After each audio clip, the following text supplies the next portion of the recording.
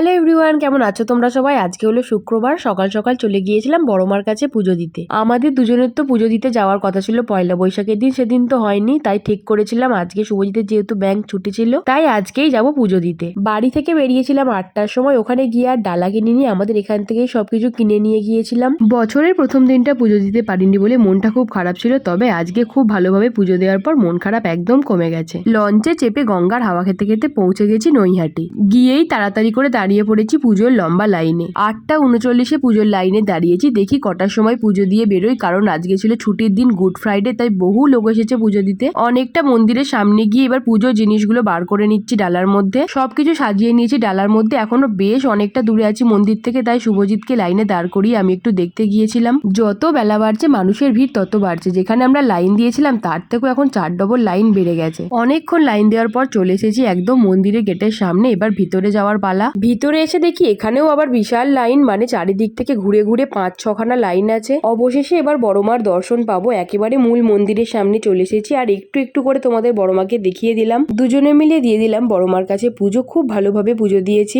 মন্দির থেকে বাইরে বেরিয়ে প্রণামী বাক্সে দিয়ে দিলাম প্রণামী। ঘড়িতে বেজে গেছে 10টা 16। প্রায় 1.5 ঘন্টা মতো লেগেছিল আমাদের লাইন দিয়ে পুজো দিতে। দুজনেরই পেয়েছিল খুব খিদে, তাই একটা মিষ্টির দোকানে গিয়ে আজকের দিনের জন্য আমার ডায়েটটা সাইডে রেখে খেয়ে নিই কচুরি আর আলুর তরকারি। এর সাথে এখানে শেষ করে দিচ্ছি ভিডিওটা। ভালো লাগলে লাইক করে দিও। টাটা।